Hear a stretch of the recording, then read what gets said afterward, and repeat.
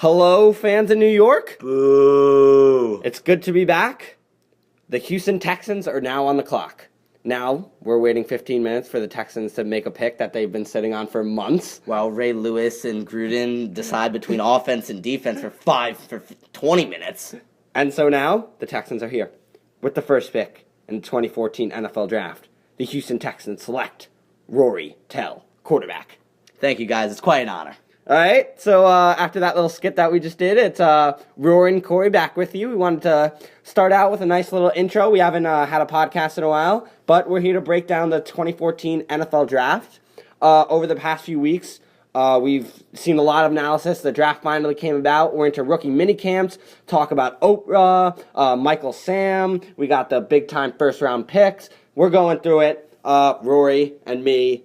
Back at it. So I think there's no place better to start than with the number one pick, obviously with the Houston Texans. And unfortunately, I was not picked. Although I should have probably been drafted. Jadeveon Clowney, Rory, similar skill set. Rory, he does run a 4.53 40 and have a 37-inch vertical. So pretty comparable. Corey speaks the truth. But anyway, Jadeveon Clowney, obviously the highly touted defensive end from South Carolina, an athletic freak. Yeah, freak. Just a freak of an athlete, one of the greatest defensive ends or any defensive player really coming out the draft.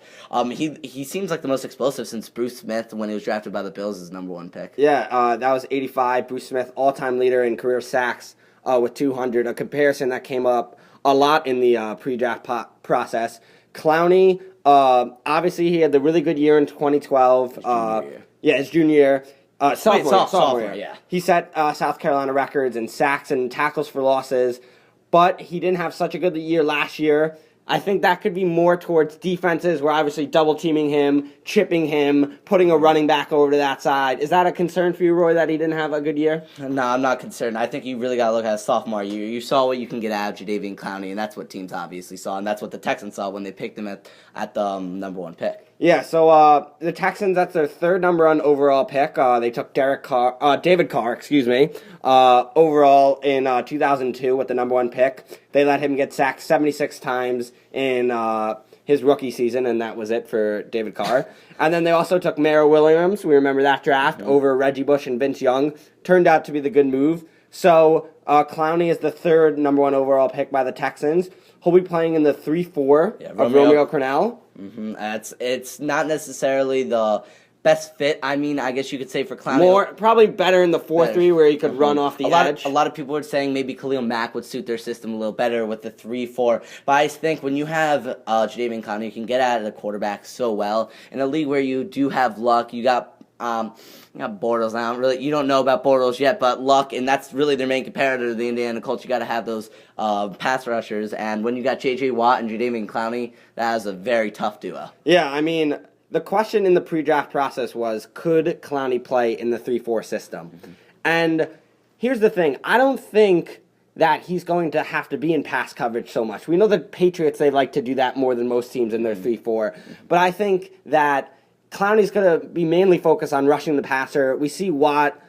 He just runs all over the field. They do a really good job of putting Watt and hopefully Clowney in a lot of different positions on the field. I think that as long as Clowney can rush the passer, he can take some plays off, drop into coverage. I don't think it's too concerning with me. It's a little different system under Wade Phillips because he played the one-gap system. Crennel's more of a two-gap kind of guy. Not as free, possibly, for Watt and Clowney, but still, you had to take Clowney with number one. But Romeo Crennel is such an experienced defensive coordinator, and with a guy like Clowney, who's such a great athlete, he'll find it a way to work. Yeah, terrible head coach. Yeah. But he's a good defensive coordinator. good Nothing against him. And as we talked about, Watt and Clowney, that's scary. I was looking through some of the best defensive end tandems ever. Reggie White, Deacon Jones, Lawrence Taylor, whoever they played with, they're obviously amazing. You have the 70s with the Vikings, Alan Page, Carl Eller. But it could be tough to defend against both Watt and Clowney coming off the edge for teams playing against the Texans. And just on the Texans I want to talk about, I was surprised they actually went with Clowney. I thought they would go with the quarterback at their first pick. I expected Manziel. I thought Manziel. I'm not the biggest Manziel fan, but I expected them to pick. Bill O'Brien raved about him, and I expected him to go at that first pick. Well, your thoughts on that? I mean, the problem that the Texans had is Clowney was obviously the best player in the draft. But they had a huge need at quarterback. If you look at the Texans team, they're a very good team. Clowney, Watt, Andre Johnson, Arian Foster, they're loaded everywhere except for the quarterback position. I think the thing that they didn't do well is they didn't address that need after they picked Clowney, which is understandable to go with Clowney. But after that, I mean, they took Tom Savage in the 4th round. He's got a good arm. But if you look at Fitzpatrick, Keenum, TJ Yates, and Savage is not going to scare anybody. They didn't trade up for Manziel. They didn't trade up for Bridgewater. And they passed on Derek Carr. I mean, it's a little karma. I don't know if you can take him after his brother. But I mean, and they also, Ryan Mallett, that was the big trade. I think the Texans need to go after Mallett. They need to get a quarterback. Yeah, I mean, and plus the USC Patriots obviously drafting Garoppolo. Obviously, Mallett's not going to be there. 1 year left on his rookie deal. 1 year left. I'm surprised they haven't made moves yet, but we'll see. Still a lot left on the table for the Texans, and we'll see what Bill O'Brien has in plan. I think, though, the Texans are a team that are ready to make a move. We saw the Chiefs. They got Alex Smith, Andy Reid. Andy Reid's not good in the 4th quarter, so keep him away from there. But in the regular season, not bad. They improved a lot from last year. I think if the Texans can get a quarterback, they should be pretty good. So now we'll talking about quarterbacks, main story of the draft. We'll talk about the 4 main quarterbacks: Bortles, Manziel, Bridgewater, Carr. Why don't we start with Bortles? Shocked everybody. Jaguars took him at 3. Nobody really saw that coming. He's got the prototypical size, 6'5", 232, good body. Yeah, I know who else has got a good body. His girlfriend. That's true. Oh, God. This is getting bad. All right. But he's competing with Chad Henne, another guy. I think it's more of Chad Henne taking him under his wing. I mean, I'd be very surprised if Blake Bortles didn't start week 1, to be quite honest. I mean, Bortles' arm is not as great as his size would kind of say. And I think he needs to step into some of his throws. Sometimes he's leaning off his back foot. But he's a tough kid. I think the UCF offense was catered to him. He didn't have to go through too many reads, which he probably will have to do in Jacksonville, especially since he'll be under pressure all the time. We know the Jaguars, I mean, not a model franchise. But Bortles, number 3, a little surprising. Yeah, I mean, I don't think any of the quarterbacks were that great in this draft. It's just you need to address the need of a quarterback. So I think Bortles was the best off the board when you look at quarterbacks. But I think the quarterback class, when you look at Manziel, Bortles, Carr, and Bridgewater, are a little weak this year. So then we go to the big story, Johnny Manziel, Johnny Football, the guy everybody's wondering. He was literally shown 1,000 times on screen as he wasn't getting picked. Picks went on and on. Every pick. Every pick. The Browns tried to trade up at 11 to get him with the Titans. Couldn't do it. Then 16 with the Cowboys. Thankfully, the Cowboys didn't take Manziel. It would have been all over everywhere for the rest of my life to see Romo and Manziel. And then they finally traded up before the Chiefs, who possibly would have taken him because Alex Smith has 1 year left on his deal. They take him at 22. Johnny Manziel goes to Cleveland. Big move. What do you think? Well, I mean, I personally love the pick, but I think the real problem with the Browns is Josh Gordon. I mean, what are you going to do? Your best wide receiver out That's true. the whole year? I mean, I know they now have Miles Austin, Earl Bennett in their receiving core, but I mean, on the Johnny Manziel, I don't feel like he's pro-ready. I think he's just too... He has an ample amount of interceptions. His ball security, that's a problem, and I just don't think he's NFL ready. I think he's going to get hurt. I just don't think he's worth of a number 21 pick. 22.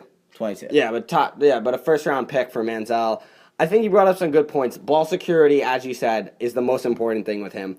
Sometimes when he makes plays, he just throws the ball up for grabs, which is nice when you have Mike Evans. He's just a monster and can come down with anything. But ball security, I think you hit that nail right in the head. He has to be careful with the ball. But I think that Manziel can just do things on the field that really we haven't seen almost ever in the NFL. And the thing that I've heard comparisons with him and Mike Vick, Manziel can make all the throws. Mike Vick could not make a lot of throws coming out of college. Mike Vick struggled with accuracy. Yeah, which Manziel doesn't. Manziel is underrated in terms of accuracy, which I don't think people give him enough credit for. I think ball security is the big thing, and also mechanics. He has to step into his throws. He can't lean off his back foot. But I think he just has the leadership qualities to do it. I think he has the innate ability to make plays and run around. We'll see how well that works in the NFL. But at 22, I don't think it's a risk there. It's later in the first round. I don't mind it from the Browns. They do need to address the need, but I still look at their quarterback since. I mean, their quarterback list is Charlie Frey, Derek Anderson, Brady Quinn, Ken Dorsey, Jake Delhomme, Seneca Wallace, Thad Lewis. It's terrible. They need a quarterback. Come on, Cleveland. But I mean, he's still going to be competing with Brian Hoyer. Brian Hoyer did play well in his 4 games. Yeah. Let's not understate that fact. But yes, it will be a job. But I would be very much surprised if you're not going to play your number 22 pick as your quarterback. Yeah, the fans in Cleveland are dying for Manziel. We'll see what happens there. Then we move on. Teddy Bridgewater fell a lot after his bad pro day. A lot made over that he's very light and thin. He didn't have a good pro day, as I said, coming out of Louisville. He dropped down to 32 to the Vikings, where they traded him after making a trade with the Seahawks. Interesting pick there. Vikings, another team that hasn't really had good quarterback history. They still have Christian Ponder, but we'll see. Bridgewater looks to be the front runner there. Questions, though. A lot of questions about Bridgewater, who was once considered to be the top pick in this draft. Yeah, I mean, you have Adrian Peterson as your running back, so you just kind of need a supplement around him. But the thing is, I don't think you can make a team off your running back, base a team off your running back. Not anymore. It's a quarterback throwing league, so I just don't know if Teddy Bridgewater can really step up and be the quarterback that he was supposed to be pre his draft day and kind of starting his last And year. I think one thing to remember is that Bridgewater's arm strength has come under question, and the Vikings are going to be playing outside for the next 2 seasons, getting the new stadium. So that's something to watch to see how his arm strength holds up in the wind in Minnesota. Mm-hmm. One guy who does not have any arm strength problems is the last quarterback we'll talk about, Derek Carr, a massive arm. Like, one of the biggest I've seen since, Flacco, probably, out of Fresno State. Huge arm. You really like him, I know. I really like Derek Carr. I mean, I hope he doesn't turn out like David Carr, and I feel sorry to say that. He had no offensive line, David Carr. It's very true. But Derek Carr is one of my favorite quarterbacks, and like Corey said, I saw him play on Fresno State, and I mean, he's got the football genes. That's one thing I really look for. I mean, he's football ready. He comes from a football family, and when you have a huge arm, I just think he needs a little touching up. And I hope the Raiders can bring that up. And, I mean, the Raiders also another team QB depleted. I mean, have not had a good QB since, I guess, Rich Gannon led them to the Super Bowl in 2002. So, I mean, I think the Raiders... It's a good pick for them. In the second round, with a guy who has the arm talent of Carr, who most people said he had the best arm talent of any quarterback in this draft. So I think that's a good pick in the 30s for the Raiders. We'll see if they either groove him or probably play him right away. We'll see what happens in Oakland. So those are our main 4 quarterbacks. Other quarterbacks, real quick, I think Mettenberger's an interesting prospect. I know he had the diluted sample, but I think he's got a very good arm. He does have that knee concern, but I like Mettenberger. And you? Oh, well, I have to say it. I'm a Patriots fan. Garoppolo, I like him. Jimmy Garoppolo. I watched his Gruden's camp on him. I mean, I personally like him. He's obviously not going to play for a while, but he's got a very quick release. And I would not be surprised if he ever got a chance, he could make it in the NFL. But I'll leave it at that. Okay, so those are our quarterbacks. Then another position that went highly in the draft was the offensive tackles. We had Greg Robinson went number 2 to the Rams. We had Jake Matthews go number 6 to the Falcons. Taylor Lewin go number 11 to the Titans. And then we had the Cowboys select Zach Martin at number 16 from Notre Dame. And also we had the Dolphins take Jawan James from Tennessee at number, 19. So... a good overall class. Yeah, Greg Robinson is a very good player in the run game. It looks like the Rams are going to play him at guard rather than tackle. They do have Jake Long, who they spent a lot of money on from Trey Michigan. Mason got all the hype at Auburn, but there was a reason he was running. And the Rams got Trey Mason too. So they set up the whole Mason Robinson connection there. Robinson's very good in the run game. He needs to improve a little bit in terms of his protection against the pass, but he's not going to be thrown into the tackle position right away. Yeah. And Jake Matthews, I love the pick from the Falcons. Obviously, need to address the offensive tackle. And another reason, kind of a player goes unheard in college. I mean, not unheard, but kind of unrecognized for his duties at offensive tackle. One of the reasons Johnny Manziel wasn't sacked so much. If you watch the A&M tape of Manziel, he sits back in the pocket forever, and it's because of guys like Matthews. Matthews just holding three defensive ends into tackles down. And blocks for like 10 seconds at a time. He'll need that because Matt Ryan got sacked the fourth most times in the NFC in 2013. He needs some protection to throw to guys like Roddy White and Julio Jones. Good pick there.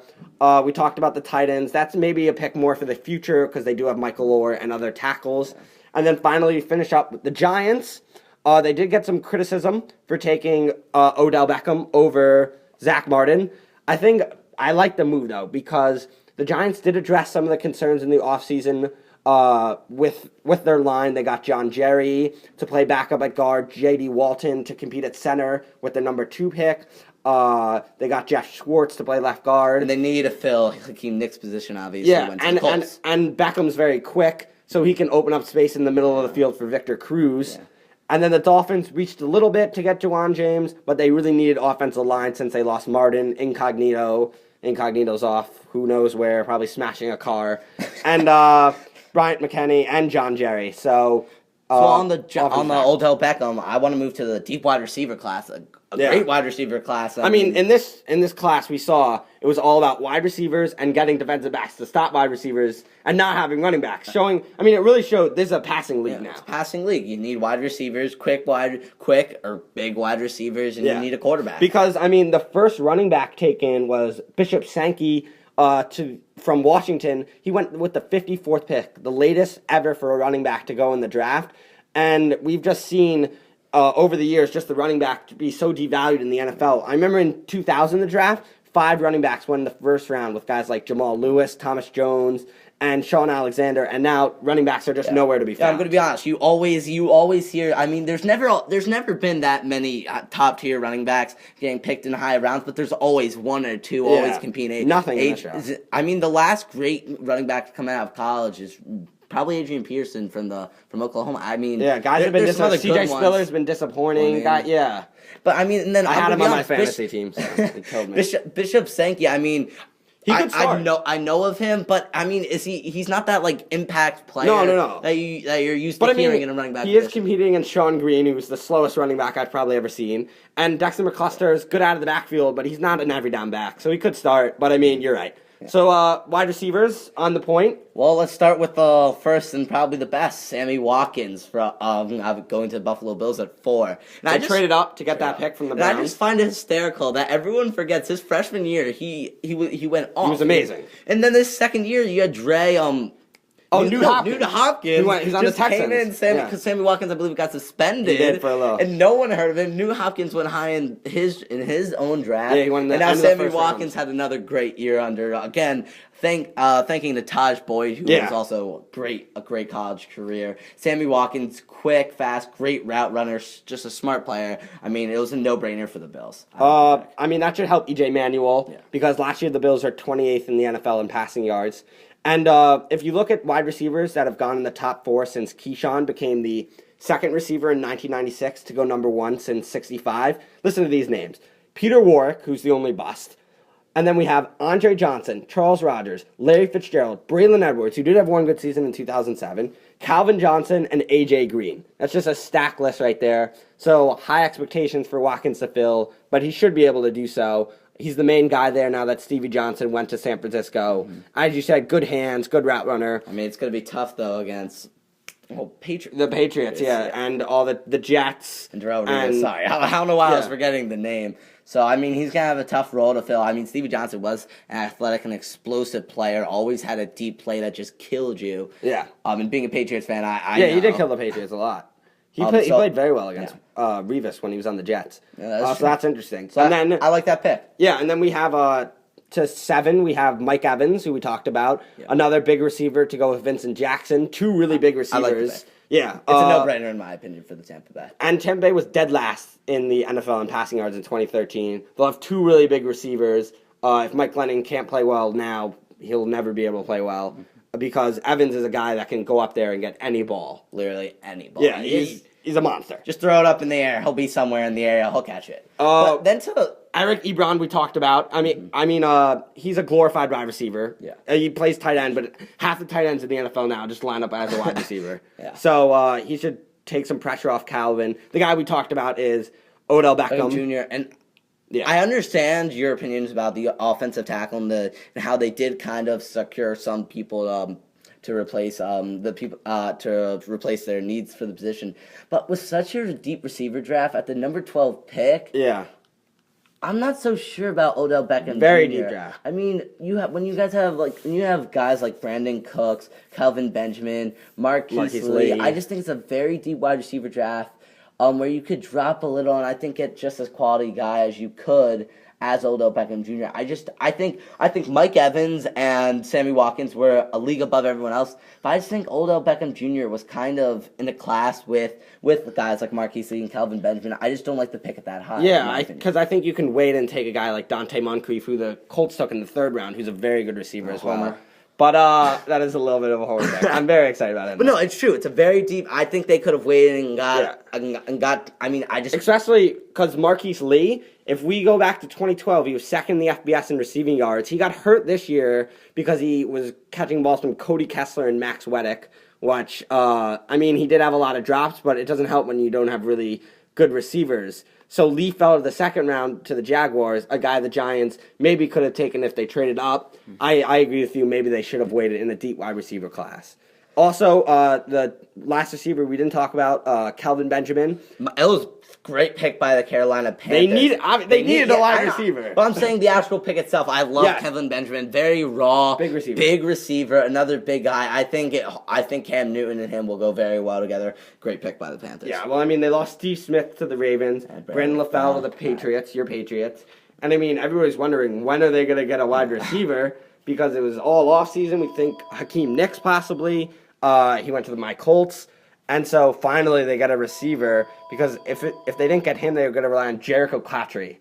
So, Jericho Cotchery. Yeah, what a wideout. And then Cooks, as we talked about, to the Saints. He led the FBS in receiving yards in 2013. And he'll join. It's a classic Saints receiver. He'll join Colston, Meacham, Kenny Stills, and Jimmy Graham at the wide receiver position. Yeah, and then we finish up. I'm not sure what that was. We finish up with the secondary. There were 9 players in the secondary who went in the 1st round, the most in NFL history, I believe. And we had 5 cornerbacks and 4 safeties, and 53 secondary players overall, showing once again teams are playing a lot of sets with 5 defensive backs, 6 defensive backs, and you need defensive backs and safeties in order to stop teams from throwing the ball all over the field, because the NFL is just a passing league now. So let's start with the first. The Browns' ambitious decision to move up. Yeah. And I thought they were going to take Manziel actually at that pick, but they get Justin Gilbert. A great playmaker. A very good playmaker. And they'll have a good combo with Joe Hayden and Justin Gilbert. I like the pick personally. Yeah, they signed Hayden to the big deal, topping what the Seahawks signed Richard Sherman in total years. And so the Browns had the 5th fewest takeaways in the AFC in 2013. And Gilbert's a ball hawk. I think he can also return kicks, so he's a dynamic player. Roethlisberger and Flacco, you're going to need someone to stop the passes. Yeah, so I don't mind that pick from the Browns. Then, although, looking back on it, they did know that Gordon was probably going to get suspended for doing some pretty foolish stuff off the field. Yeah. So possibly a wide receiver there with Odell Beckham, or a wide receiver somewhere. I'm pretty sure they didn't take any wide receivers, so that was questionable by the Browns. Then the Bears took Kyle Fuller from Virginia Tech, with Tim Jennings, Calvin Hayden, and Charles Tillman getting a little older. Yeah. They're all in their 30s. I think that's more of a pick for the future for the Bears, but they're always great at taking the ball away from other teams. But it was at least for me, it was a little unusual. Not unusual, but I personally did not think they were going to pick him. I thought they were going to go Darquise Dennard, who was or Clinton Dix, both kind of. Better looking on the draft board. Kuiper both had him higher than Kyle Fuller, yeah. Fuller, so I was surprised by that, but risky pick. They obviously had him high on their draft board, so they got who they wanted. And then we had the Jets. A little surprising that they didn't take a cornerback. As you said, Dennard was still on the board, and Jason Verrett from TCU. Or But someone on the offense. I mean, their offense is god-awful. they did sign Decker and Chris Johnson, but That's yeah, I true. agree. I mean, with Geno at quarterback, I don't care who you have in offense. I just don't think it will work. But they took Calvin Pryor from Louisville. He's a big hitter and enforcer, which he'll probably need because since the Jets have at cornerback like Kyle Wilson and D. Milner, there's going to be a lot of wide receiver catches, so he'll have a lot of chances to hit people, but it'll be well down the field. Very true. But I think, obviously, Rex Ryan knows what he's doing, and he picks the defensive guys smartly. Still a very good defense. I mean, obviously, being a Patriots fan, see them all the time. Yeah, Jets Still are have a good strong defense, just their offense. I just don't understand why they haven't freaking taken a QB. I mean, Geno Smith is awful. Let's Yeah, face I it, know. he's awful. I'm not a Geno And guy, Michael man. Vick is old. I just don't see it. And then the Bengals at number 24 took the guy we were talking about from Michigan State, Dennard. The Cincinnati was actually second in passing yards per attempt and fifth in passing yards allowed in the entire NFL.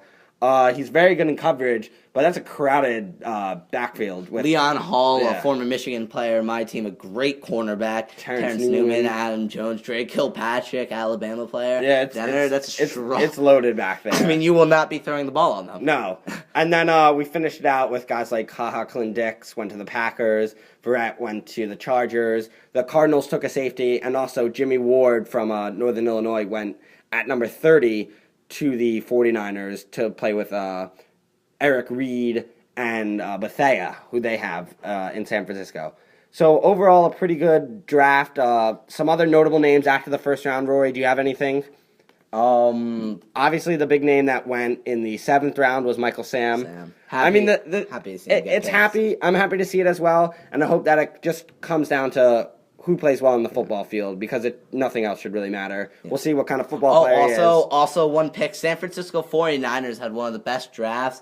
And I mean, Carlos. They had a lot of picks. Yeah, they did have a lot of picks. Carlos Hyde, I like it to reinforce with Frank Gore. They have a ton of running backs. They have Michael James still. I mean, I like that. They're a ground and pound team. They're always going to be like that. I like the pick personally. And they also have Lattimore, who's hopefully can come back. Kendall Hunter. They have a ton of running backs down there. Fits well with the Harbaugh system. And I'll give the Colts a little shout out. I know they've been taking a lot of heat, but that's also because Trent Richardson was kind of like their first round pick per se. That's true. It hasn't really panned out yet. We'll see. We'll see next year. But Jack Mewhort, the offensive tackle from Ohio State, just a freak athlete. Huge. He'll probably can play guard for us. Probably but, play yeah. guard. I mean, he can play anywhere in the offensive line. Freakish athlete. I like that pick. And New England Patriots will win the Super Bowl next year. Okay, too early. Too early. It's way too early for that. But I mean, overall, a pretty successful draft. A lot of fun. The name I'm going to throw out there as we leave, DeAnthony Thomas. Just watch him for the Chiefs. Ooh. They don't have McCluster anymore. He could fill that kind of role. He's so fast. DeAnthony Thomas, watch out for him. And watch out for this season because it's going to be another great NFL year.